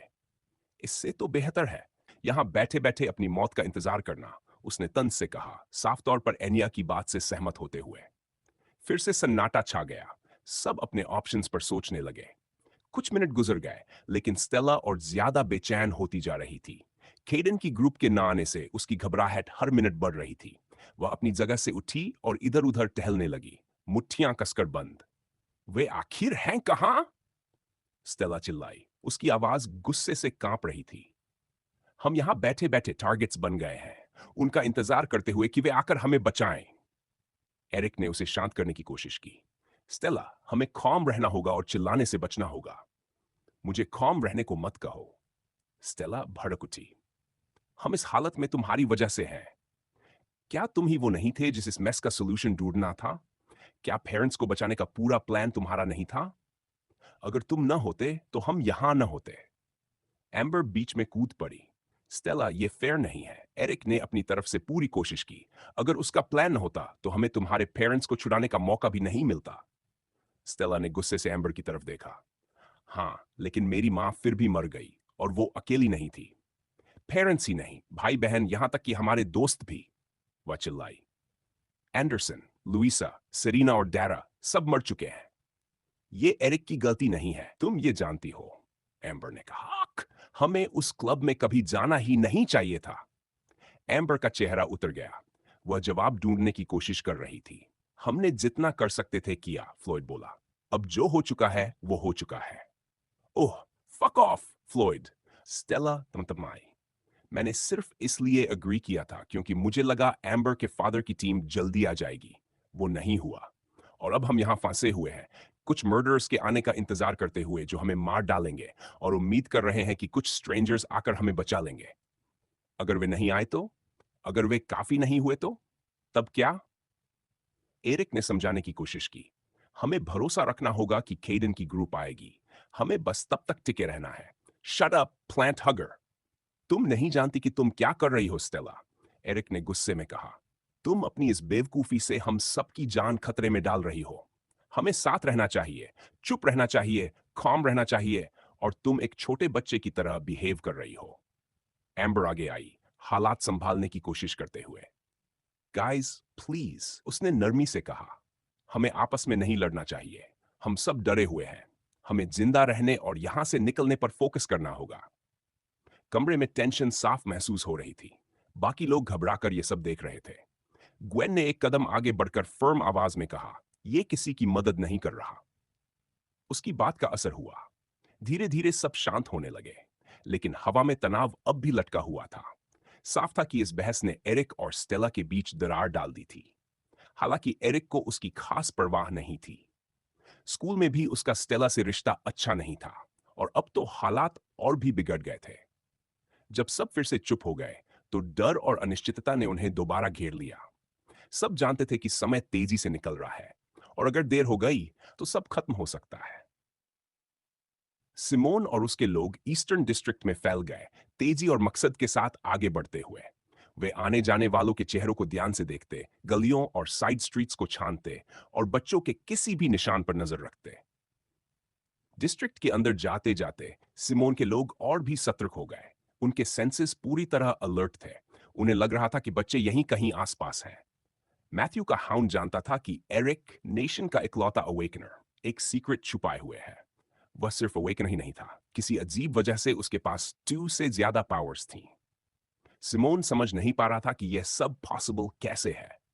वे abandoned buildings, boarded up shops और जर्जर मकानों के पास से गुजरे।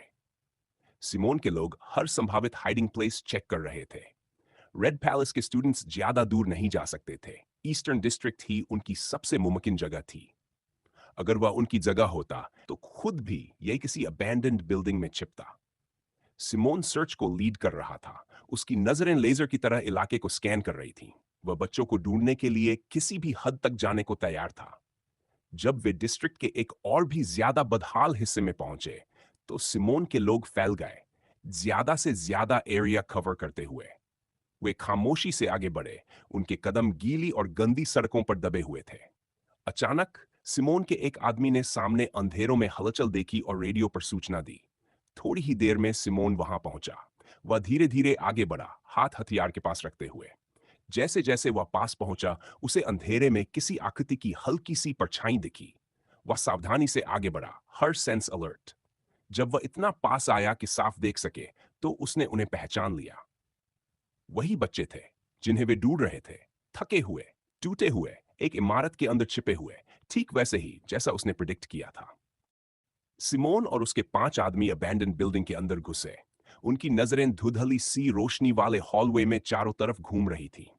जैसे ही उन्होंने चरमराता हुआ दरवाजा धीरे से धकेला, अंदर का अंधेरा सामने आ गया। रोशनी का बस एक ही जरिया था, खिड़कियों और छत पर लगी तख्तियों के बीच की पतली दरारें। छत से धूल भरी जाले लटक रहे थे, और हर कदम पर लकड़ी का फर्श कराहता हुआ आवाज कर रहा था।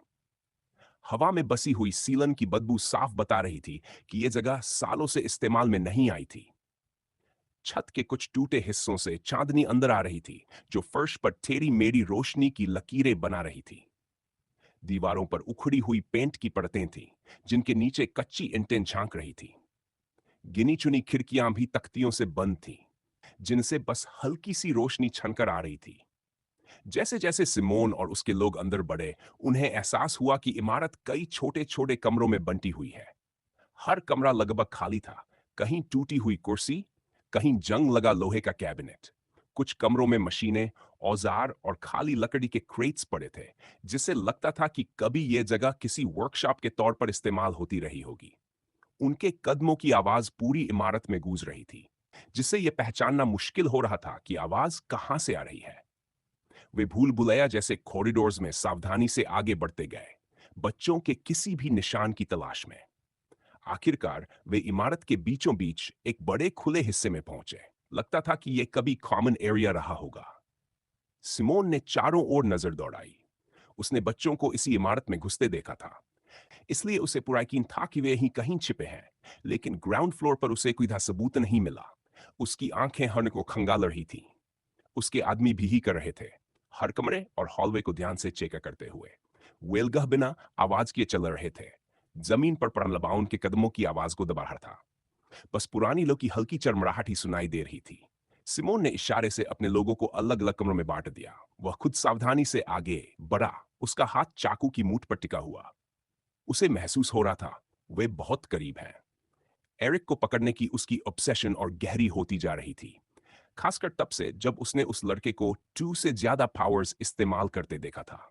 इसका मतलब यह भी था कि बाद में वह अपने ही आदमियों को मार देगा, क्योंकि वह यह सीक्रेट किसी के साथ शेयर नहीं करना चाहता था। वे लॉयल थे, लेकिन ग्रीडी भी। वह उन पर भरोसा नहीं कर सकता था कि वे चुप रहेंगे। उस लड़के में कुछ खास था, कुछ ऐसा जो उसे उसकी कल्पना से भी ज्यादा ताकतवर बना सकता था। और सिमोन को बांटना पसंद नहीं था। उसने पहले ही अपने आदमियों को बता दिया था कि वह उस लड़के को जिंदा पकड़ना चाहता है। साफ था कि सिमोन एरिक से यह सीखना चाहता था कि ज्यादा पावर्स कैसे इस्तेमाल की जाती हैं। थग्स ने पहले भी उस अजीब फिनोमिनन को नोटिस किया था, और जब उन्होंने पूछा उन्होंने इसकी पुष्टि कर दी। वे हैरान थे कि ऐसा कैसे मुमकिन है, जबकि सिमोन अपने दिमाग में यह सोच रहा था कि अगर उसे यह सीक्रेट मिल गया तो वह क्या क्या कर सकता है।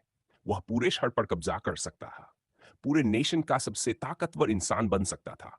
यह ख्याल ही उसके दिल की धड़कनें तेज कर रहा था। सिमोन की नजरें इमारत के अंधेरे में घूमती रहीं, हर सतह पर जमी धूल और जालों को देखती हुई। हवा भारी और सड़ी हुई, और फर्श हर कदम पर अशुभ सी आवाज कर रहा था। तभी उसकी नजर कोने से हल्की सी हलचल पर पड़ी। उसने तुरंत इशारे से अपने आदमियों को अलर्ट किया, और वे सब उस दिशा में चुपचाप बढ़ने लगे। जैसे ही वे मुड़े, सामने एरिक और बाकी लोग थे। सिमोन के आदमियों ने तुरंत हथियार उठा लिए, बच्चों को खत्म करने के लिए तैयार। लेकिन सिमोन ने हाथ उठाकर उन्हें रोक दिया। थग्स का लीडर बिना किसी डर के उस कमरे में घुस आया जहां बच्चे छिपे हुए थे। उसकी नजर सीधी एरिक पर जा टिकी। तो तो वह घमंडी मुस्कान के साथ बोला, यहां क्या है हमारे सामने? लगता है कुछ छोटे छोटे चूहे अंधेरों में छिपे बैठे थे। बच्चों के चेहरों पर डर और यकीन न होने का मिला जुला भाव था। वे समझ नहीं पा रहे थे कि सिमोन उन्हें ढूंढ कैसे लाया। वे छिपे हुए थे, उम्मीद कर रहे थे कि कोई उन्हें नहीं पाएगा। लेकिन किस्मत ने साथ नहीं दिया। स्टेला की आंखें डर से फैल गई थीं। उसकी सांसें तेज थी, और उसने सहारे के लिए एन्या का हाथ कसकर पकड़ रखा था। जेकब की मुट्ठियां भींची हुई थी, जबड़ा सख। वह डर छुपाने की कोशिश कर रहा था। लेकिन इस सब के बीच एरिक शांत था। उसका चेहरा भावहीन था, और उसकी आंखों में ठंडी सी दृढ़ता चमक रही थी जब वह सिमोन और उसके आदमियों को देख रहा था। सिमोन ने यह फर्क नोटिस किया। बाकी बच्चों के डर और एरिक की शांति के बीच का कॉन्ट्रास्ट उसे और ज्यादा यकीन दिला रहा था कि उसे इस लड़के को पकड़ना ही होगा, क्योंकि जो डरता नहीं वही सबसे खतरनाक होता है। डर के बावजूद बच्चे गाइडेंस के लिए एरिक की तरफ देख रहे थे। उन्हें पता था कि वही उनकी सबसे बड़ी उम्मीद है। सिमोन और उसके लोग आगे बढ़े, लेकिन एरिक न पीछे हटा, न ही पलक झपकी। कमरे में तनाव इतना गाढ़ा था कि जरा सी गलत हरकत सब कुछ तबाह कर सकती थी। ग्वेन ने आदमी को घूरते हुए मुट्ठियां भींच ली। उसका चेहरा सफेद पड़ चुका था। फाइट के लिए तैयार हो जाओ, वह चिल्लाई, और सब फाइटिंग स्टैंस में आ गए। सिमोन हंसा। रहने दो ये सब। पहले भी तुम कुछ खास नहीं कर पाए थे, तो अब क्या लगता है कर लोगे? तो हमें चुपचाप मरने दे। एनिया ने कांपती आवाज में कहा, हमने तुम्हारा क्या बिगाड़ा है? ये सब क्यों कर रहे हो? सिमोन ने भौं उठाई। इससे कोई फर्क नहीं पड़ता। बॉस चाहता है कि तुम मरो। और सच कहूं तो तुम लोगों की वजह से मैंने काफी टाइम बर्बाद कर लिया है। क्या तुम मेरे लिए इसे आसान कर दोगे और यहीं खड़े रहोगे? उसके आदमी आगे बढ़कर एक लाइन में खड़े हो गए, दरवाजे को पूरी तरह ब्लॉक करते हुए। एरिक ने एक कदम आगे बढ़ाया। मुझे नहीं लगता, उसने शांत लेकिन ठोस आवाज में कहा। सिमोन ने स्mirk किया। हेलो एरिक, वह बोला, मैं तुम्हें ही ढूंढ रहा था। एरिक ने नजरें नहीं झुकाई। तुम क्या चाहते हो? उसने पूछा। यहां तुम्हारे लिए कुछ भी नहीं है। सिमोन हंसा, उसकी आंखों में क्रूर चमक थी। मुझे ऐसा नहीं लगता। हमने देखा है तुमने क्या किया। जेकब से रहा नहीं गया। वह किस बारे में बात कर रहा है? उसने एरिक से पूछा। एरिक चुप रहा। उसे पता था, कम से कम सिमोन ने तो नोटिस कर ही लिया था। सिमोन एक और कदम करीब आया। साइलेंट कार्ड खेल रहे हो? एरिक टस से मस नहीं हुआ। उसकी ठंडी नजरें सिमोन पर जमी रहीं। सिमोन को पता था कि लड़ाई तय है, और उसे इससे कोई एतराज नहीं था। एम्बर भी बोल पड़ी। वह क्या कहना चाहता है? उसकी नजर एरिक और सिमोन के बीच घूम रही थी। सिमोन ने उसकी तरफ देखकर चालाक मुस्कान दी। बस थोड़ा बिजनेस डिस्कस कर रहे हैं, छोटी लेडी। ग्वेन आगे आई। किस तरह का बिजनेस? यह सवाल मुझसे नहीं, अपने दोस्त से पूछो। वैसे भी यह ऐसी चीज नहीं है जिसकी तुम्हें परवाह करनी चाहिए। एरिक ने दांत भींच लिए। मान लो तुम जानते हो, तो क्या तुम वही नहीं कर सकते? सिमोन की मुस्कान सख्त हो गई। क्या हो अगर तुम गलत हो? यह मुझे पता है तुम नहीं कर सकते, एरिक बोला। सिमोन का चेहरा बिगड़ गया। गलत चॉइस ले रहे हो किड। अगर दर्द नहीं चाहते तो मुझे बता दो कि यह कैसे किया जाता है। उसने और उसके आदमियों ने एक और कदम आगे बढ़ाया। कमरे की हवा और भारी हो गई। सिमोन को बच्चों से निकलता डर लगभग महसूस हो रहा था, जैसे वह उसे चख सकता हो। अगर यही तुम्हारा फैसला है तो फिर तुमने मुझे कोई और रास्ता नहीं छोड़ा। अगले ही पल वह आदमी अपने डैगर के साथ आगे छपटा, सीधा एरिक के पेट पर वार करते हुए।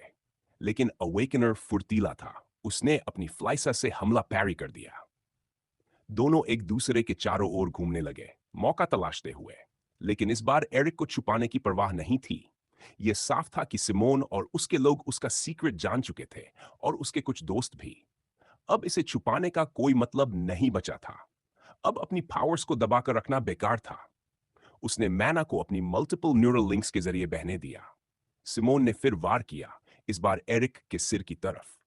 एरिक एक तरफ हटा और अपनी फ्लाइसा को चौड़े आर्क में घुमाया। लेकिन तग तैयार था। उसने अपने डैगर से वार रोक लिया, अपनी ज्यादा स्ट्रेंथ की वजह से, और फिर एरिक के पेट में लात मारी, जिससे वह लड़खड़ाकर पीछे चला गया। एरिक ने खुद को संभाला और अपनी फ्लाइसा को तंग सर्कल में घुमाया, सिमोन को पीछे हटने पर मजबूर करते हुए। लेकिन वह रुका नहीं। उसने फिर से झपट्टा मारा। इस बार एरिक ने अपनी बोन मैनिपुलेटिंग पावर से उसे स्क्यू करने की कोशिश की। सिमोन किसी तरह बच गया, लेकिन वह लगभग इम्पेल हो ही गया। उसे इस पावर की उम्मीद नहीं थी। कमाल! सिमोन चिल्लाया। ये तो कमाल है। उसके दिल में लालच उफान मार रहा था। फिर सिमोन ने चार्ज किया और हमला किया। दोनों के बीच घातक डांस शुरू हो गई। हथियारों की टकराहट गूंज रही थी। स्टैट्स के फर्क की वजह से एरिक को दिक्कत हो रही थी। उसे ज्यादा चोटें लग रही थीं। लेकिन मेटलाइजेशन और मैना एक्सोस्केलेटन पावर्स की मदद से वह गंभीर नुकसान से बचा रहा। फिर भी उसका माना तेजी से खर्च हो रहा था। सिमोन तेज और फुर्तीला था, अपने डैगर के साथ अंदर बाहर होता हुआ। एरिक अपनी मल्टीपल पावर्स पर निर्भर था। उसने bone manipulating brain crystal power का इस्तेमाल करके हड्डियों के स्पीयर प्रोजेक्ट किए ताकि तग को इम्पेल कर सके। अब सिमोन को सिर्फ फ्लाइसा ही नहीं, बल्कि एरिक के शरीर से निकलती हड्डियों पर भी नजर रखनी पड़ रही थी। यह आसान नहीं था। लगभग पॉइंट ब्लैंक पर हर पल जैसे उस पर गोलियां चल रही हों। एम्बर ये सब देखकर हक्का बक्का रह गई। उसकी आंखें सदमे में फैल गई। उसे पता ही नहीं था कि एरिक ऐसा कर सकता है। ऐसा कुछ जो किसी ने पहले कभी नहीं किया था। उसका दिमाग दौड़ने लगा। क्या एरिक ये पावर छुपाए हुए था, या उसने अभी अभी इसे खोजा था? जो भी हो, साफ था कि वह इस पर पूरा कंट्रोल रखता था। वह देख रही थी कि कैसे एरिक उससे कहीं ज्यादा ताकतवर आदमी के सामने भी डटा हुआ था। ऐसा कुछ जो उसकी उम्र का कोई भी किड नहीं कर सकता था। अब सिमोन की बातें समझ में आ रही थीं। सच था, एरिक ने यह उससे छुपाया था, जबकि वह उसकी गर्लफ्रेंड थी। सिमोन ने बाएं तरफ फेंट किया और फिर दाईं ओर झपट्टा मारा, एरिक की छाती पर वार करते हुए। लेकिन अवेकनर तैयार था। वह मुड़ा, हमला बचाया और जोरदार बोन थ्रस्ट से काउंटर किया। थग ने वार रोका और आगे झपट्टा मारा, डैगर बिजली की तरह चलता हुआ। एरिक ने फ्लाइसा से वार डिफ्लेक्ट किए, लेकिन सिमोन लगातार हमला करता रहा। वह किसी जंगली जानवर की तरह था, दांत और पंजे बेकाबू फेरोसिटी के साथ। एरिक को मुश्किल हो रही थी। फिर भी सिमोन अंदर से रोमांचित था। एरिक उसके बराबर लड़ रहा था, वो भी एक साथ कई पावर्स इस्तेमाल करते हुए। उसे पता था कि एरिक अभी भी आरएचओ लेवल पर होना चाहिए, एक पावर के साथ। फिर भी वह कम से कम एनआई रैंक्ड इंडिविजुअल जैसी ताकत दिखा रहा था। यह अविश्वसनीय था। सिमोन ने एरिक के भीतर घूमते मैना को महसूस किया। वह समझ गया कि वह कम से कम 3 ब्रेन क्रिस्टल पावर्स एक साथ चला रहा है, शार्पनिंग, नेथेनियल्स और बोन मैनिपुलेटिंग। हालांकि उसे ठीक नहीं पता था। हा हा हा! ये तो गजब है, गजब! सिमोन हंसा। उसकी एक पल की तल्लीनता में एरिक ने मौका देखा। वह आगे झपटा, फिर सिमोन के दिल की ओर। उसी समय कई बोन स्पीयर्स भी उस पर दाग दिए। सिमोन को बचने के लिए मजबूर होना पड़ा। वह एक वार से हटा, फिर दूसरे से, फिर तीसरे से। हमले चूके, लेकिन एरिक को उसे घायल करने का मौका मिल गया। सिमोन जमीन पर लुढ़का और फिर एरिक के घुटने के किनारे लात मारी, उसे गिराते हुए। थग आगे बढ़ा, डैगर एरिक के कंधे की तरफ। वह एरिक को मरने नहीं देना चाहता था, जब तक वह उसका सीक्रेट न बता दे। एरिक ने वार देखा। बिना सोचे उसने फ्लाइसा को डिफेंसिव स्पिन में घुमाया। ब्लेड और डैगर टकराए, जोरदार क्लैंग के साथ चिंगारियां उड़ती हुई। झटके से एरिक का हाथ कांप गया। लेकिन वह डटा रहा। उसने हड्डियों की मदद से खुद को उठाया और जल्दी से पीछे हटा। सिमोन को मानना पड़ा, एरिक की फाइटिंग स्किल्स इंप्रेसिव थी। कम ताकत होने के बावजूद वह टिके हुए था। सिमोन जानता था कि यह मुश्किल होगा, लेकिन उसने अंदाजा नहीं लगाया था कि किड इतना स्किल्ड होगा। लगता है तुम सिर्फ बातें नहीं करते एरिक, सिमोन ने ताना मारा। अब समझ आया कि क्लब में तुम कैसे बचे। एरिक ने जवाब नहीं दिया। उसकी नजरें सिमोन पर जमी थीं। दोनों फिर घूमने लगे। सिमोन ने इस बार एरिक के पैर पर वार किया, लेकिन अवेकनर ने बोन मैनिपुलेटिंग और मेटलाइजेशन को जोड़कर हमला रोक लिया और काउंटर किया। सोर्ड ने सिमोन की बाह को छुआ, खून की पतली लकीर उभर आई। सिमोन ने दांत भींचे, लेकिन रुका नहीं। अब उसने एरिक के पहले से घायल कंधे पर निशाना साधा, उसे क्रिपल करने के इरादे से। एरिक पूरी तरह बच नहीं पाया। उसने फ्लिसा से वार पैरी किया, लेकिन ताकत के झटके से वह लड़खड़ा गया। सिमोन ने मौका देखा और आगे बढ़ा। एरिक ने किसी तरह वार रोका, लेकिन दबाव जबरदस्त था। उसने अपनी न्यूरल लिंक्स में ढेर सारा मैना झोंक दिया और एक कंकसिव फोर्स बनाई जिससे वह बच सका। फक, ये ठीक नहीं है, उसने सोचा। जब उसने अपना माना तेजी से घटते देखा, उसने पैरों के नीचे शॉकवेव बनाई और पीछे हट गया। बाएं पैर से जमीन पर दबाव डालते हुए नेथानियल्स पावर से तेज एंकल मूवमेंट किया और फ्लाइसा को छोटे तेज आर्क में घुमाया। पल भर में एरिक सिमोन के सामने था। ब्लेड हवा चीरती हुई उसके कोट को काट गई। सिमोन पलटवार करना चाहता था, लेकिन एरिक की मोमेंटम उसे दबा चुकी थी। एरिक ने अपने सही सलामत कंधे से सिमोन की छाती में जोरदार टक्कर मारी। हवा निकल गई और सिमोन जमीन पर जा गिरा। तू हरामी किड, सिमोन चिल्लाया। इसकी कीमत चुकानी पड़ेगी। वह समरसॉल्ट करके तुरंत खड़ा हो गया और डैगर से फिर वार किया। एम्बर, ग्वेन और जेकब डर से जमे हुए थे। उन्हें समझ नहीं आ रहा था क्या करें। दोनों फिर भिड़ गए। स्टील की आवाजें गूंज रही थीं, सिर्फ एरिक और सिमोन की नहीं, बल्कि हर तरफ चल रही लड़ाई की। यह अविश्वसनीय था। एरिक जो कर रहा था वैसा किसी ने कभी नहीं किया था। सिमोन ने छाती पर वार किया। एरिक हटा और फ्लाइसा से उसके फोरआर्म पर काट मारी। खून बह निकला, लेकिन सिमोन को दर्द की परवाह नहीं थी। उल्टा उसका उत्साह और बढ़ गया। हा हा हा हा, जब मैं ये सीख लूंगा तब कितना ताकतवर होऊंगा, सोचकर ही मजा आ रहा है, सिमोन चिल्लाया। वह फिर आगे बढ़ा। एरिक ने पैरी करने की कोशिश की, लेकिन डैगर उसकी गार्ड से फिसल गया और उसके गाल को काट गया। खून बहने लगा। मैथ्यूज हाउंड ने ठंडी हंसी हंसी। तुम उतने मजबूत नहीं हो जितना सोचते हो किड। मेरा ऑफर मान लिया होता तो बिना तड़पाए मार देता। एरिक ने दांत भींचे। मैं मर जाऊंगा, लेकिन तुम्हें कुछ नहीं बताऊंगा। सिमोन फिर हंसा। तो फिर तुम बहुत देर तक तड़पोगे एरिक, तुम्हारे दोस्तों के साथ। और ये कहते ही उसने फिर से हमला किया। एरिक ने खुद को संभाला, आखिरी सांस तक लड़ने के लिए तैयार।